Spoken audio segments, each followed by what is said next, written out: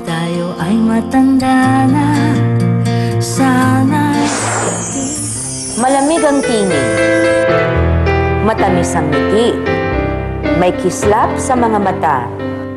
Sa likod ng masayang mukha, isang bangungot mula sa nakaraan. Ako po si Mary Lee Sugano, 37 years old, may 2 anak, and I'm a private midwife. Pinaka-reason ko bakit ako umalis is para makipag-separate sa husband ko. Kasi nga, yun nga yung reason is very irresponsible siya that time. Then, sinaktan niya kami na mag-ina. So, hindi ko nagustuhan yon. Sinabi niya may mawawalan isa. May mamamatay na isa bago ka makapaghiwalay. Pag-uwi ko ng bahay, sabihin na, saan ako nang galing ng lalaki? Bakit ganun ba ako? Oh. Tapos maglalakad ka lang, maglalakad ka lang, may titingin sa'yo. Nagpapakit ka, hawak mo ang anak mo. Tapos yung pinaka-grabing ginawa niya sa amin, natutukan kami ng kutsilyo. Tapos natuknasan ko nga nagda-drugs siya. Sabi ko, pwede pa kasing may mas magawa siyang grabe doon eh. Yung, bukod sa pagtutok sa amin ng anak ko noong una, baka may mas magawa pa siyang grabe. So hindi ko na kailangan pang hintayin yun.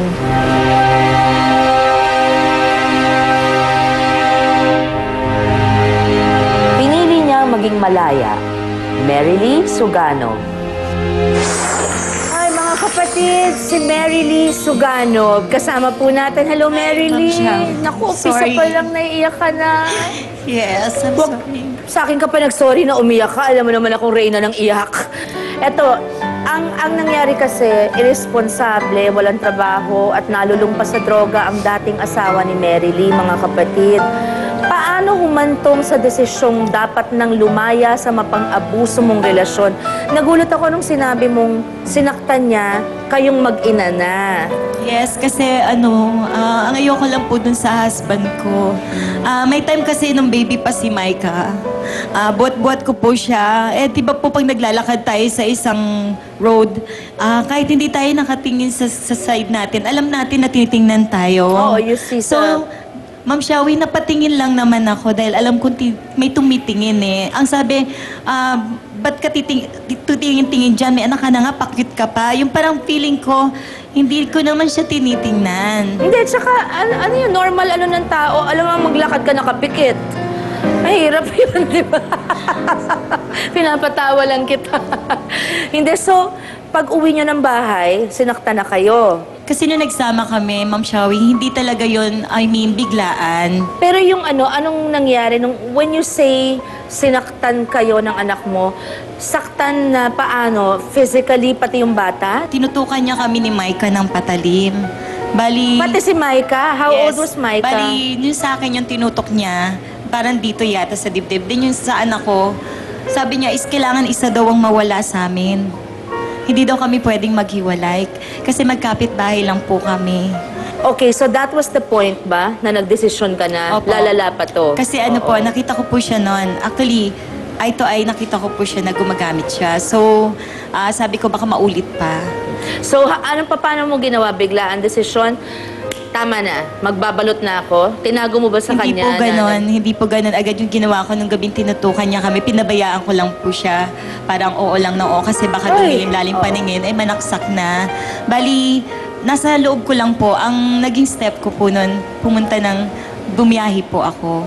Kaya nakarating po ako sa Japan. Pero wala po talaga yun sa plano ko. So, teka, gaano katagal after that incident na tinutukan kanya ng patalim at si Micah na nakaalis ka? Bali, matagal na rin. Actually, that day, nung tinutukan niya kami, talagang nakipag-iwalay na po ako. So, saan ka tumuloy? Sa mother ko po. Kasama si Micah? Opo. Hindi naman niya kayo sinundan Hindi doon? po. Pero May takot na siguro. magkapit-bahay po kami. Ako po. Hindi po ako makahiwalay eh. Kahit saan po ako pumunta, talagang nandun siya. So, paano ka finally naka-escape at nakarating ng Japan? Kasi- Ilang buwan ang... Bali, every 6 months po yun eh. So, nung umalis ka, gaano katagal bago ka nakalipad? Bali, sandali lang naman po. Pero hindi ko naman sinabi na ang plano kong pag-alis, gusto ko talagang hiwalay. Okay. Sinama mo si Micah? Hindi po. Hindi pa pwede, oo. So, si Micah, naiwan mo ng gaano katagal? Si Micah po, naiwan ko ng nakatatlong balik po ako nun eh. Every 6 months? Yes, Okay. pero nakilala ko po yung Yung father po no, Nung pangalawa Megumi. mo. Yes, Hello? Megumi. What's your name? Megumi Sophia. Nakilala ko yung father niya, pangalawang biyahe. Actually, ayaw na akong pabiyahin ng father niya noon. Ayaw na pabalikin dito. Actually, yung hapon nakilala ko, hindi siya naniniwala na may anak ako sa Pilipinas. Hindi siya naniniwala sa akin. Kala niya, single ako. Sabi ko, may anak ako, si Micah. Then, nung umuwi ako ng second timer, sumama siya. Nakita niya Parang si gusto Micah. niya akong pakasalan na. Pero hindi kasi ako pwedeng magpakasal that time dahil kasal pa ako. Tapos nung nakita niya si Micah, totoo Naniwala pala. siya. So, na-meet niya si Micah 5 years old. Siya na yung nagpalaki. Okay. So he was a good father figure to Yes. Micah naman. Okay, anak? Mary Lee, talagang isa kang matapang na babae rin. At sa iyong pagsisikap na babigyan ng magandang kinabukasan ng ang mga anak mo, kahit nag-iisa ka, at talagang sila na ang pamilya mo, at para makatulong pa sa ibang nangangailangan ng tulong mo na relatives mo din siguro, wala na kayong masyadong oras na makapag-quality time, ika nga na bonding, kahit merong konting bonding time. So, meron kaming konting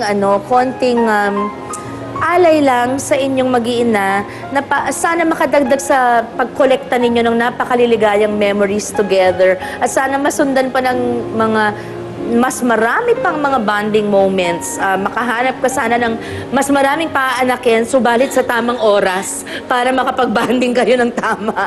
Sana mag-enjoy kayo ng mga anak mong sina Micah at Megumi sa Enchanted Kingdom. We have a little gift for you guys.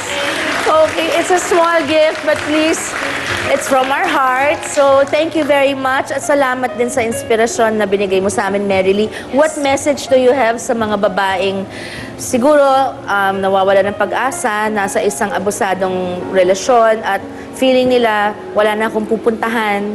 Ang advice ko lang po sa mga single mom na katulad ko na maging matapang kayo. As long as may work kayong stable, huwag kayong matakot. Kaya niyong buhayin yung mga anak niyo. Thank you, Mary Lee. God bless you and your children. Okay, thank you.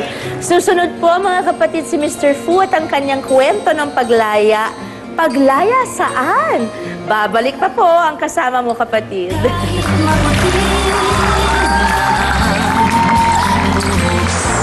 Pangmayaman po pala talaga dito. Ay, naku, mahal na mahal kami ng 5.